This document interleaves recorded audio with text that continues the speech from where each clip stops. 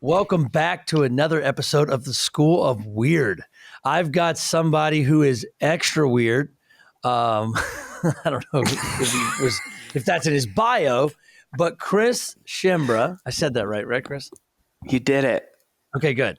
I always double check that on mic. I don't know why, but could have easily checked that before. But Chris is somebody, guys, that I've just really connected with over the last year. Turns out we had spoken, I think, at some point years back. Of course, I didn't remember it because I'm really crappy with names and memory. But Chris, welcome to the show. Frankie, man, Impact 11, where we officially met, has provided me such great relationships and new people to understand and meet. But you're the weirdest, most batshit one of them all. And so I'm just so excited to be here today. Yes, I love that. That's a good sign because, I've spent multiple We should have decades. Impact 11 superlatives or like Impact 11 yearbook awards, like end of year award ceremony. And we all get like a superlative award. You'd be like the weirdest batshit award. No doubt. And that could be its own subcategory. Like that could be like this breakout dinner and only like the weirdest people even get invited. Like they're going to do the belt thing, but this could be like this other thing where you get like the weird belt. No, it's funny you mentioned that, man, because my wife always talks about my Impact 11 culty relationship that I have with everybody as like kind of my prom king moment. I never did the prom king deal, but she was big into it. She's like, oh, this is like your prom king moment. I'm like, okay, I don't know what that means, but essentially she's a real sorority chick, so I didn't do this fraternity either. Were you in a fraternity? I was in a fraternity. I was my pledge class president. I was the prince. I was the prince of the freshman class of my college, and I was prom king for my high school. But I think they just voted me prom king out of like sympathy. Interesting. So it's just like a default. You're the prom king. Well, who else would we get? Yeah, I wasn't the coolest cat in town. I tried so hard and got the coaches award and everything and the spirit award and everything that I guess it just made sense to give me prom king. It does not surprise me that you were in the fraternity, you were in the communities. You are one of the best people I know as far as making people feel comfortable and that they belong, which I don't think that is belonging one of your topics. How would you define belonging? Well, I would define it as the way you make people feel when you're working with them. We always say that belonging is not blending, belonging is bonding. If the goal of belonging 100%. Is to help people show up as they authentically are and be accepted for that, then that is our goal in life. Call it what you want. But yeah, belonging is in our repertoire. Yeah, I love that because at the end of the day, it's an interesting word, belonging. And then some people, like our friend Matt Immersion is talking about mattering. There's a lot of great stuff that I think traditionally has been looked at as a soft skill as far as like in business or, strategies. And I've been really, going hard on this idea that the soft skills are the strategy, and Seth is been talking about that a little bit too, our friend Seth Madison. And what's interesting is that at the end of the day, what companies are trying to accomplish, like at a broader like base thing, like revenue or, better margins or whatever companies are trying to accomplish that they of course have to, those are super obvious. And I think that when we start to look at how do you even get there, the real guts of it is this idea of this culture being strong as it relates to trust, as it relates to, belonging and all these different things. That's how you actually move those other needles if you really peel it back and look at it. Yeah, I mean, I think something is easy to be called soft for a number of years if it's not measurable. But the good news is we now live in a world where these soft skills are measurable. You can take, for instance, one soft skill like gratitude. Well, studies now show that employees who receive regular recognition and appreciation from their superiors are 81% more likely to work harder at their job. Gratitude practice in a peer-to-peer basis before a stressful work-based activity lowers cardiovascular stress by 54%, ad nauseum, ad nauseum, ad nauseum.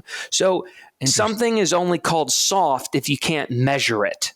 Now we live in a world where gratitude and empathy and connection and belonging, cross-functional collaboration and blah, blah, blah can all be measured. Therefore, it's the new age hard skill. The greatest leaders during times of challenge don't just strategize or optimize. They humanize, exemplifying the power of community and connection because it's the hard skill of the future. Right. Well, at the end of the day, it's like, look, people are approaching business different than ever before. And it's not just one generation or Gen Z or millennials. It's really not. It's really everybody. And the pandemic sped this process up.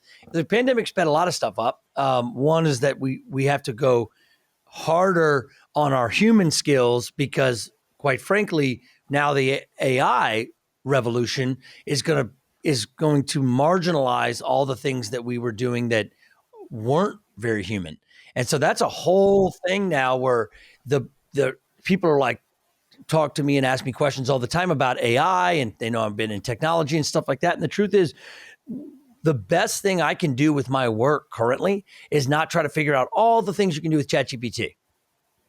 Okay. Or all the things you're going to do to use technology to bring it together. Like, no, like at this point, like the best work we could be doing is how do you become more human? How to become more uniquely focused on what it is that you do great, because anything that is like not great that you do, if you focus too much on that, you probably will be left behind.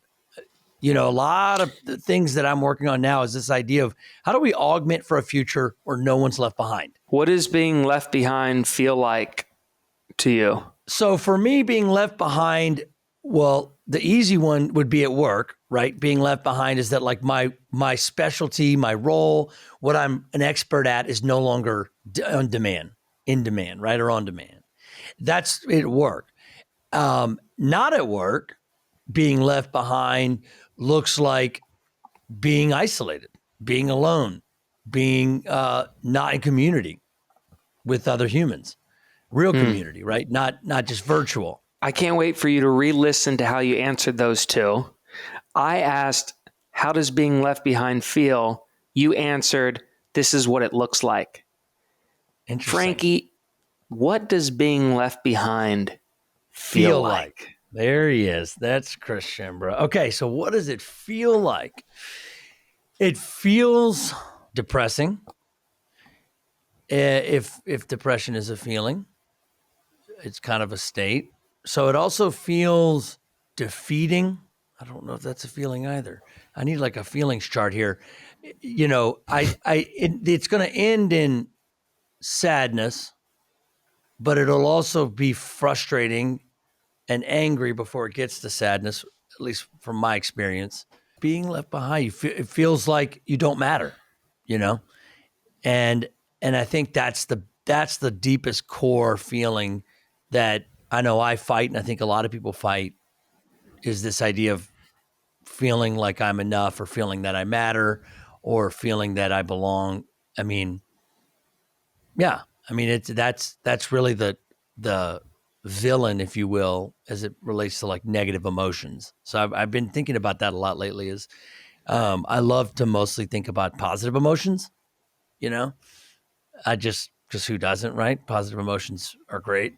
But if those are the heroes, what are the villains? And I think the people that really understand not only what are the hero feelings, but how to get to them, have a deep understanding of the villain feelings, you know, and that's something that, if positive feelings have historically been taught to be the hero and negative feelings have historically been taught to be the villain, how can we use negative emotions as an opportunity for connection and positivity and shared emotion? Can we do that? Yeah, absolutely. I mean, I think the most important bonding tool, you mentioned bonding together, the most important, most valuable, effective bonding tool for a community or a group or a relationship is the shared negative experiences that we've had together, that's what allows me to trust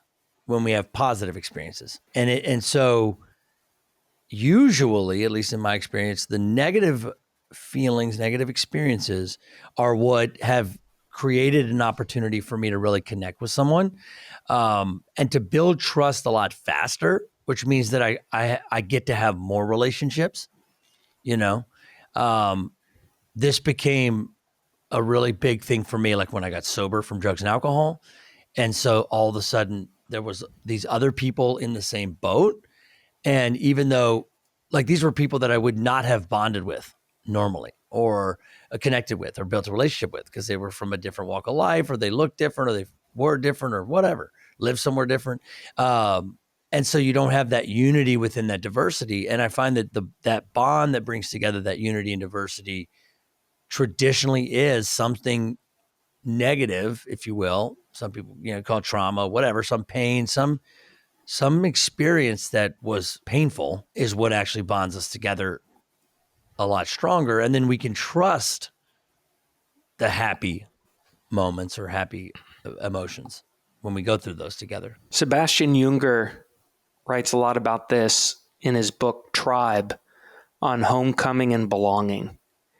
And one of the things that he writes about is the studies that he's done on veterans returning from active duty war countries.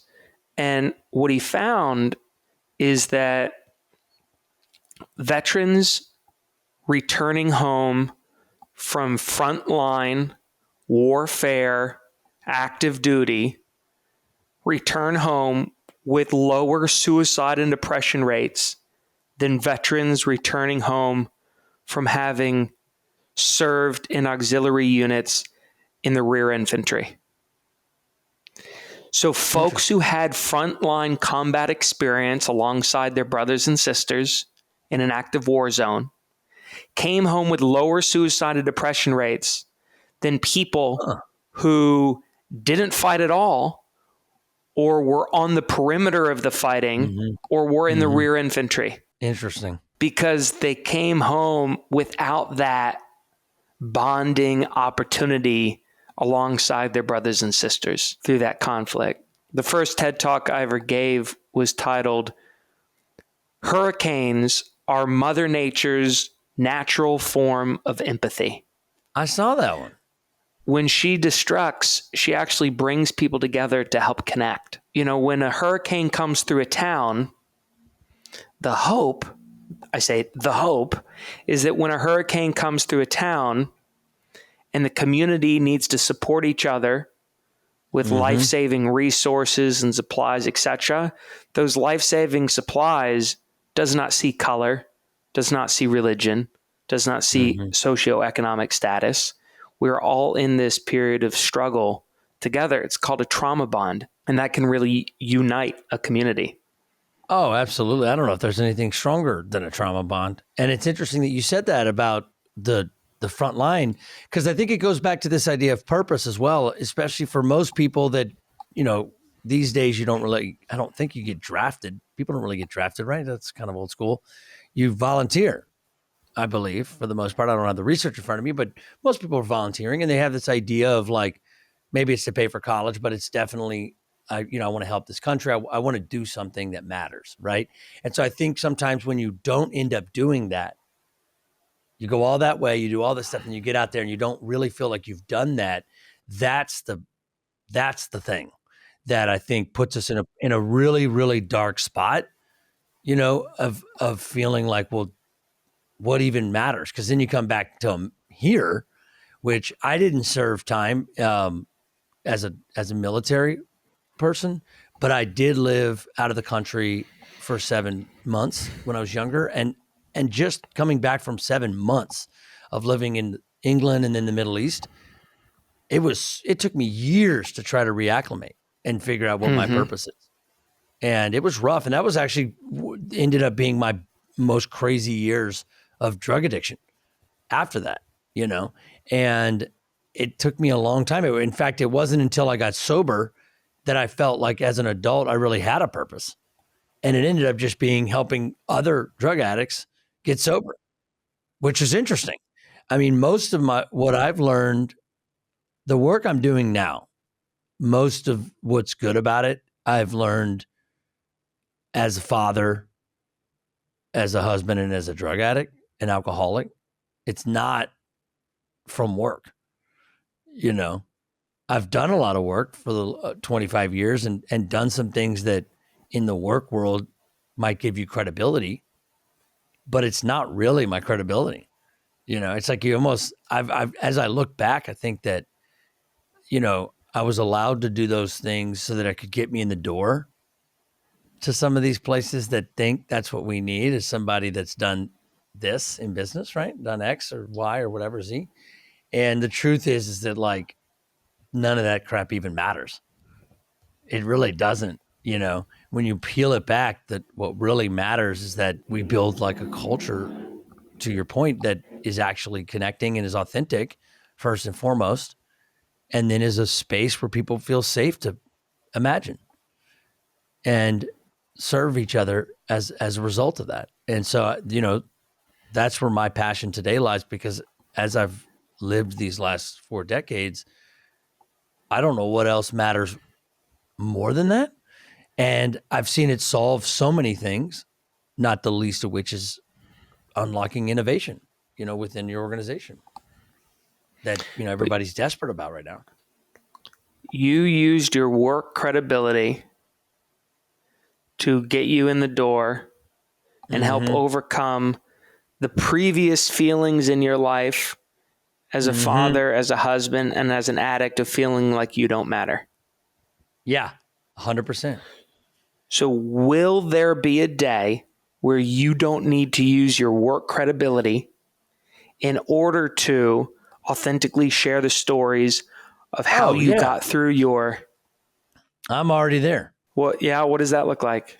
What it looks like is that, like, as I'm building even just like my brand or marketing, like I no longer worry as much about those things, as like the credibility. It really boils down to the credibility. You and I talk about problem, credibility, transformation all the time, right? And it wasn't until this year that I realized like my credibility, I mean, quite frankly, like one of the things that is the biggest life hack or tool to unlock imagination and authenticity and selflessness is actually going back and really digging into like, who is my child within? Who's my inner child? What does that look like? Right. And honestly, 6 kids is probably my number one credibility for that. I live with 6 kids that aren't inner child. They're outer childs right now. And it's interesting because the more I think about it, the more I realize, okay, that's interesting.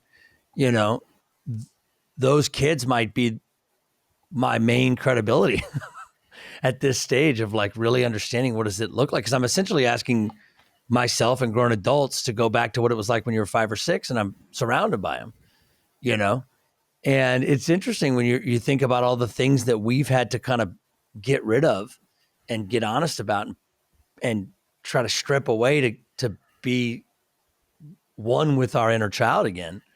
And then it's like, well, wait, am I lifetime creating that with 6 kids? And that's been a hell of a part of my journey, man. It's actually been really awesome because, I'm kind of reverse engineering parenting based on exactly what I'm asking everybody else to do to unlock imagination.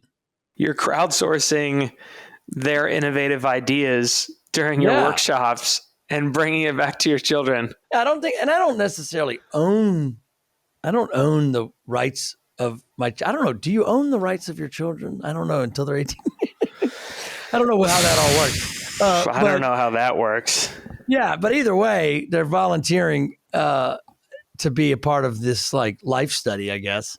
But no, yeah, it goes both ways because I'm actually the more I dig into like what is it like in real time to see the inner child happening, right? Because I mean, the reason I'm so big on the inner child thing, and I want to get your opinion on this, is essentially, it's before we started being something else because somebody told us we were supposed to be something else, right?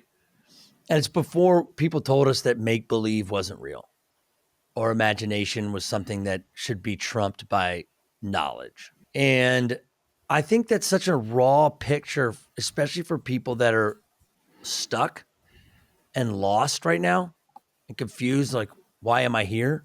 Or what's my purpose? Or, why does it matter?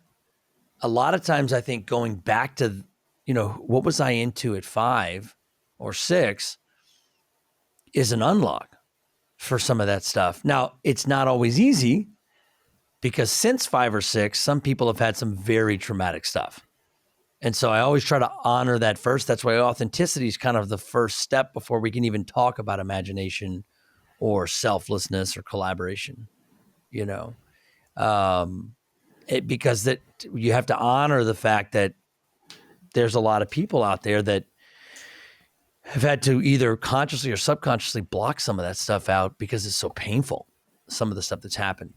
But once you are able to honor that and work through it, there is something on the other side that I think is some pretty powerful raw matter. What's an example of that you've seen of someone unlocking something from, that age and then turning it into something beautiful? Besides my story, I've seen a lot of people that have looked at what did they love doing back then and then adopted that into what they do for a living, especially people that really like to play, maybe it's teaching. Like there's a lot of people I know that they always loved being a teacher when they were little and pretending that they were a teacher, and they're not working at a school, but they've started to move that into everything that they do. So they're like, they think of every scenario they're now looking at as how can I learn? How can I teach? Who can I help? And that doesn't mean I have to work in this regular school system. That's huge. Have you ever studied Erik Erikson's 9 stages of psychosocial development? No, truth be told, I'm a very bad studier. I'm more of like a Cliff Notes audio book. I'll be honest with you. So I'll give you the Cliff Note. Between the ages of 45 and 60, your life can be one of 2 ways, according to Erik Erikson's 9 stages of psychosocial development. Erik says that between the ages of 45 and 60, you can either be stagnant as fuck, or you can live through generativity. So I would imagine that the people that you're getting to do this inner child work are likely stagnant as fuck in their lives right now as middle to upper managers in their late 40s through 60s. And if you can help them go from stagnation to generativity, go from not trying to teach anybody anything at all to wanting to learn or teach things in every aspect of their day, it's a huge shift in life without actually having to switch up the details of their life. You're not saying go out and quit your job to go be a teacher. It's saying go bring more of what you wanted to do as a 5-year-old into the existing thing that you're doing. Yeah. So for me, I wanted to be an astronaut, a cowboy, an inventor, and a TV preacher when I was 5, right? So I want to be all this stuff. It's all crazy. And today, in a lot of ways, I've done that. It's like I've keynote talker is kind of like the future preacher, new age preacher, I guess. And then you have, the cowboy piece as I started riding horses, and I'm always wearing cowboy boots, wearing boots right now. And the inventor, I ended up inventing these tech things, and softwares and things like that. And so I've always tried to look for that. And then as far as space goes, I'm on the waiting list for Virgin Galactic, which, hopefully the ticket price is going to come down a little bit before they get to my number. But, you just try to bring those things into it. And so for me, for a while, I wasn't always a full-time keynote speaker. And so it doesn't mean I couldn't speak while doing other things. And so that's what it is. It's like, and some of it's not at work. sometimes it's okay to like have some of your passion not be your work, but you can always bring something to it as far as like because then when you peel it back, it's like, well, what do I really love about inventing? Or what do I really love about astronaut? Or what do I really love about being a cowboy or whatever, right? Or TV preacher. What is it? And when you start peeling it back, it's like, well, I really loved making great things that got people excited and helped them. Like that's really the like behind the inventor thing. And you can do that every day, What I loved about the cowboy thing was the free spirited piece, And so it's if I want to be free spirited, that's my choice. I think a lot of people wait around for everybody else to create this culture or to create this space where we can be our most authentic selves. And it's like, you just have to choose to be it. And the space will create itself. You just have to choose to be it, and the space will create itself. I hope that's a declaration of yours, because that's quite an idea. Think about it. You just have to choose to be it, and the space will create itself. Yeah, and essentially it's choose to be you. And if you don't know what that is, well, let's take a walk back in time. So choose to be you, and the world will create space for you. It's the same universal principle. And on the flip side, ignore who you are, and the world will throw you away. Or it depends on your appetite for conformity.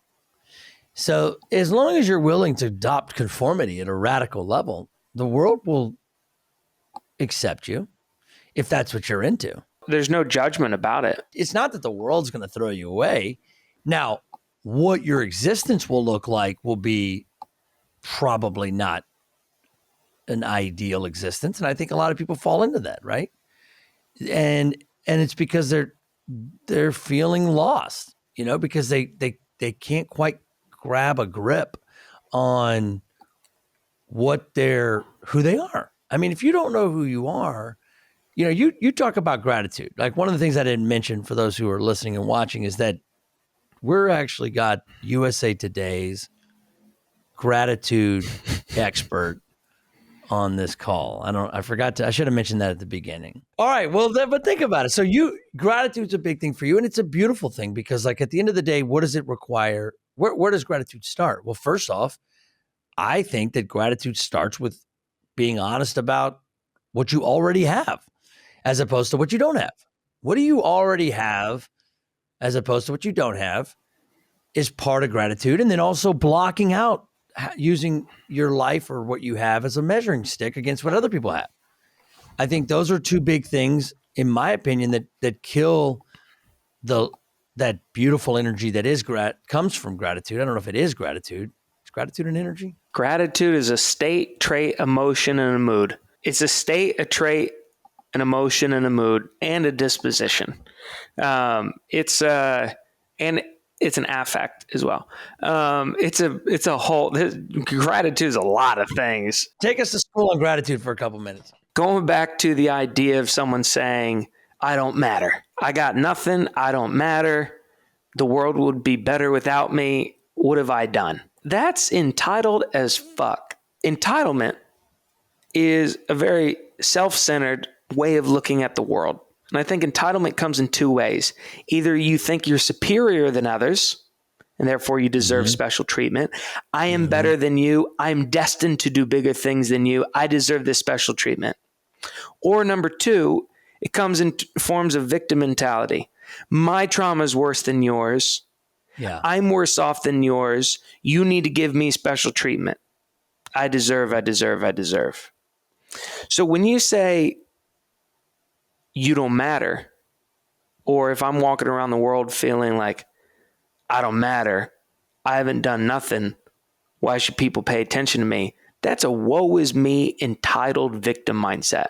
Of course. What it fails to do is acknowledge the tremendous benefits you've bestowed upon others, and it fails to recognize the tremendous benefits that others have bestowed upon you. If you don't matter, why is the overwhelming amount of things in the world actually doing good things for you and not actually bad things for you? So gratitude is the acknowledgement that you've received something of benefit or value from others. Gratitude is a protection against what's called a negative memory bias. Negative memory bias states that we take in 9 bits of every negative information for every 1 bit of positive information. So when someone's sitting there saying, I don't matter, they're dwelling in negative thoughts. They're dwelling on, nobody cares about me. Is that a default for a lot of people? It's the amygdala filter. It's the default setting. It's what kept us alive thousands of years ago. You had to wake up thousands of years ago every day and say, I need to remember all the negative shit. I need to remember that my friend got eaten by a lion, or that my friend ate that blackberry, or that my friend, stayed out of the camp too long. You have to memorize thousands of negative shit, and you don't have any time to actually focus on positive shit. It's how we're wired. Well, there's a lot less threat for death these days, so why don't we kind of rewire ourselves? Gratitude from a scientific perspective has the ability to broaden and build the brain's thought action repertoire needed for positive affect and positive thoughts. Barbara Fredrickson proved that in her broaden and build theory of positive emotions.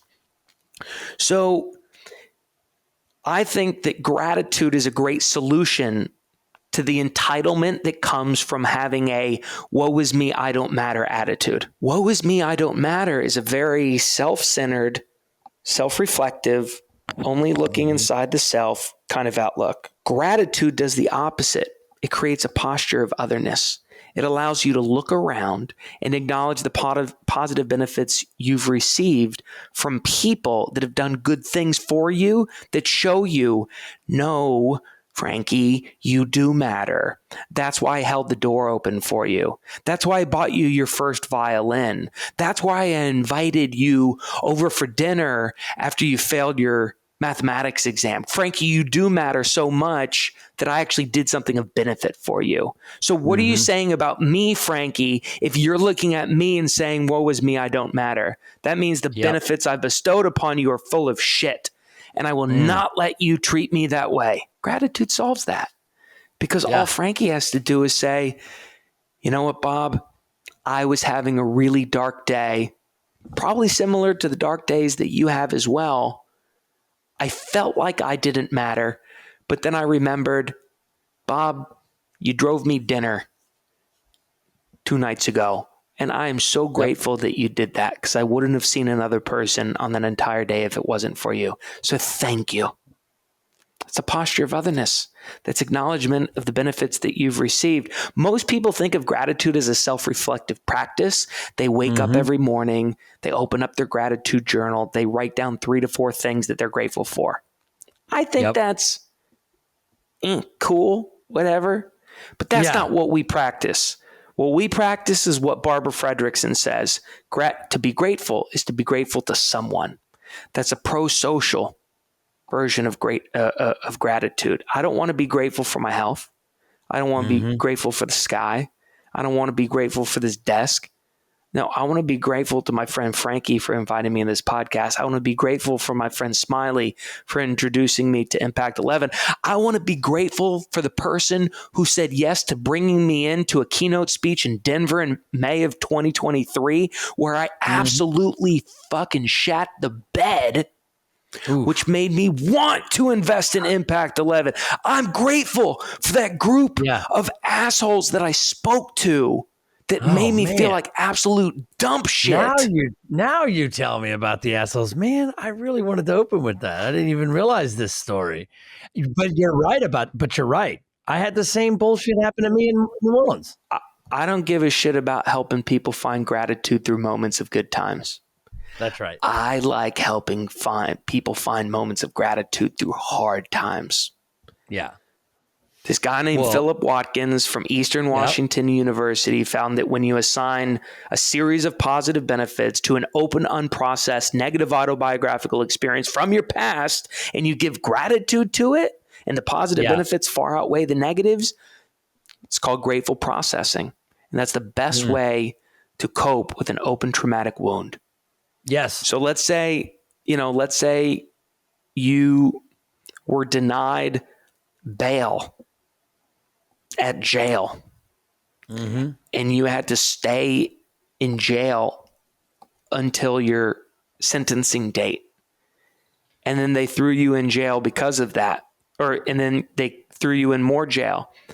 You can be grateful to the judge for denying you bail because of all the positive things that happened as a result of you staying in jail and not fleeing the country. It's interesting you said that, because the greatest opportunities come from really crappy situations. And when you're, the only way you can make opportunities out of pain, opportunities out of setbacks, failure, whatever you want to call them, which is non-negotiable, by the way, to be successful, you have to have gratitude, because you have to have gratitude in order to be able to, you have to have gratitude to be able to look at situations that are, quote, bad and make something of them, because those opportunities, that's where we learn. I don't learn shit when things are going well, and I don't blame you for not wanting to work with people that on gratitude when they're in a good spot, because you can't even work with people like that. Because they're in denial, they can't see it, and I've been there.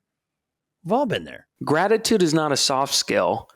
Gratitude is the strategy for finding the positive benefits from a negative autobiographical experience, and whatever that pool of data right there is the starting point of the next thing of innovation and creativity.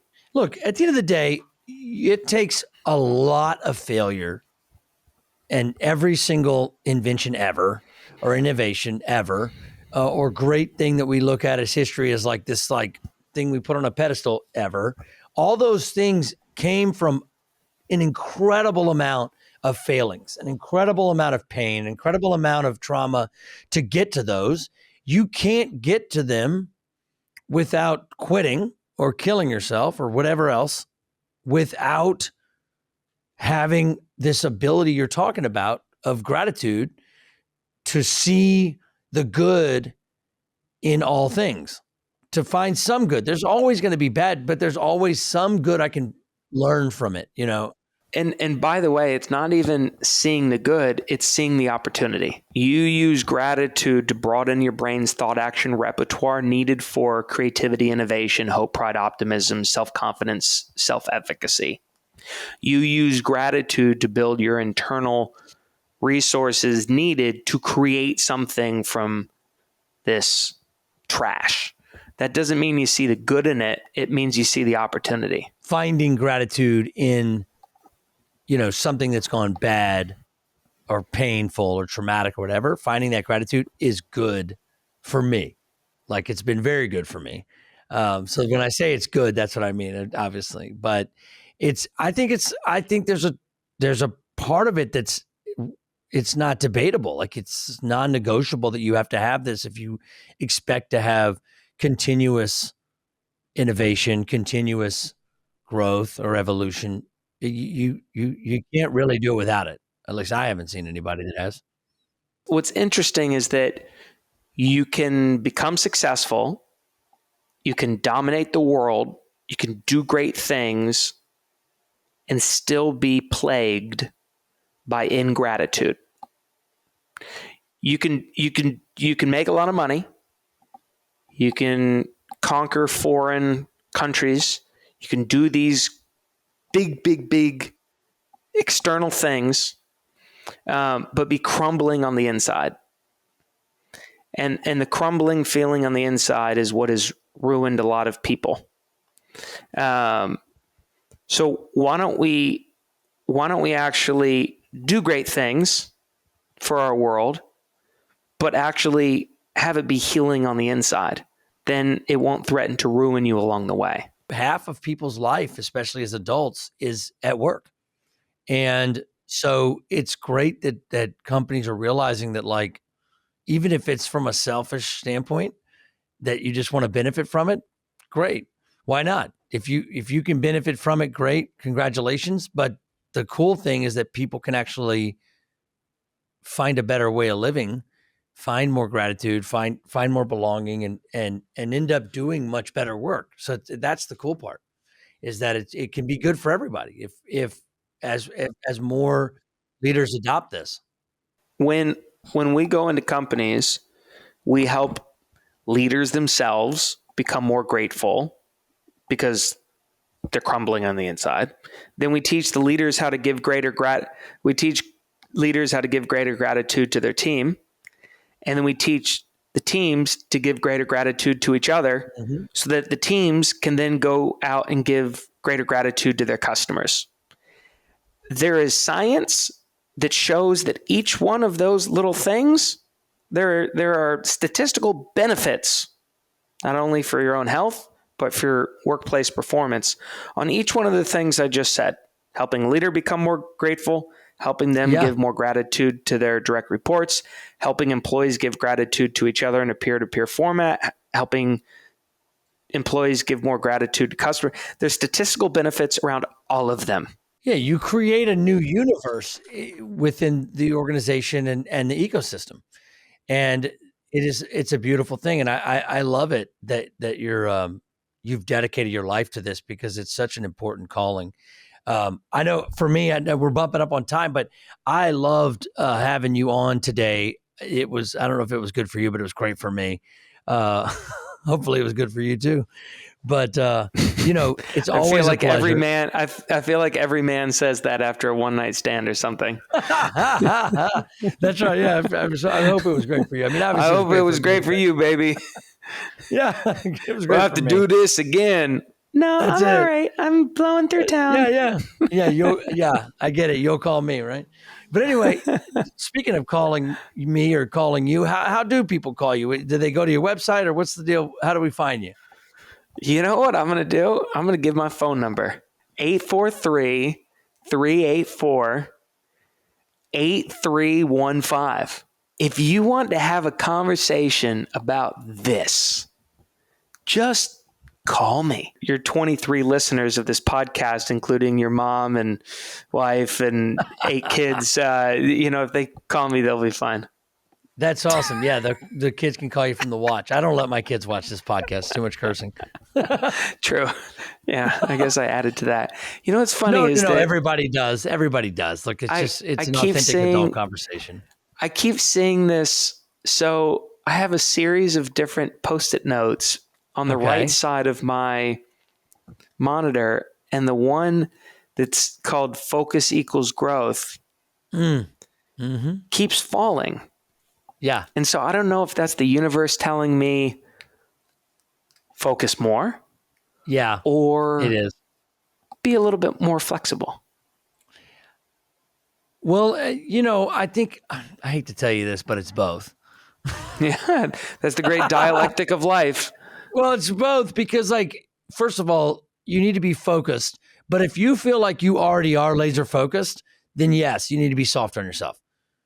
Because if you feel like you're laser focused, you know exactly where you're going, and you've cleared the path for everything else, then you can get to I think a diminishing return. I know where I'm going. I don't think I let my people know where I'm going well enough so they can co-create future opportunities alongside me. Interesting. All right. What can you do to make that more of a unified between you and them? I don't know. Maybe. What about spend more time with them without like a big deadline or like time agenda? Constraint? Yeah. Like and we'll have a little agenda, right? Have the agenda be not just hanging out. Like the agenda you can have an agenda if the agenda is sharing your heart and your passion and your calling and what's going on. But doing that routinely, because how else are they going to know? Yeah. And you can't email it or just give bullet points. I think it's a matter of, if that's something that matters to you and you feel like you'll be able to scale and help more people at scale with your message, then you've got to create time. And the time needs to be focused on just sharing that, what's going on with you as it's evolving in near real time. You just have to create that. And that is a form of focus. You just have to focus on that. Anyway, there's your fortune cookie reading for the day. I was first introduced to that on a Sunday in January of 2016 by my buddy Dave, who asked me at the time, "What are you going to do next in your life?" Mm-hmm. I just left my theater company. I had these little dinner parties at the time. I'd done this, I'd done that, I'd done this. I'd been everywhere. And he said, no, but you got to pick one. I said, well, can I try them all? Can I, I was going to start 6 new companies or something, all at once. And he's like, no, you got to pick once. You got to pick one, because there's an old Russian proverb: you can't chase 2 rabbits at the same time. They'll both get away. Focus equals growth. That's it. There it is. And I there's said, there's all right. the Chinese. And that's been my shtick. That's been my thing, Frankie, for 8 years. That's your fortune cookie, dude. That's a good thing. Look, if there's anything you heard today, that's it right there. That's the slinger, because quite frankly, it's true. Like, that is where you can never do anything great in this world unless you're willing to like go all in on that one thing. Otherwise, you do a lot of kind of good things. And I've been there so many times. It's hard. It is hard because it's riskier to go after just the one. What if the other one is slower and you missed it up and you grabbed the wrong one? It's like, well, that's just part of the game. That is the game. That is the game. That picking, you should hope. I should hope that the people listening to this pick one, but they pick the wrong one, and they learn from picking the wrong one, and that gets them closer to picking the right one. And picking the right one might not come for 10 or 15 years, but you will continuously learn along the journey. That's life, for the moment that it comes. All right. Well, Chris, thank you so much for being on the show. Always a pleasure getting to connect with you. This was awesome. So many good fortune cookies came out of this lunch or dinner, whatever it is. I know you're big into meals, the gratitude meals. Look, we may have to do this again. I'm going to come on your show. I promise this time. I know that like every time you ask, I'm like, for years now, you've been asking and I like keep missing it. Years. I'm going to come on yours, and I think we should open with let's start yours with the fortune cookie, and we'll just continue this. How about that? Deal. Deal. Thanks for having me, Frankie. Yeah. Same feeling is mutual. And for those of you listening, thank you so much for joining in for the School of Weird podcast. Until next time, see you later, everybody.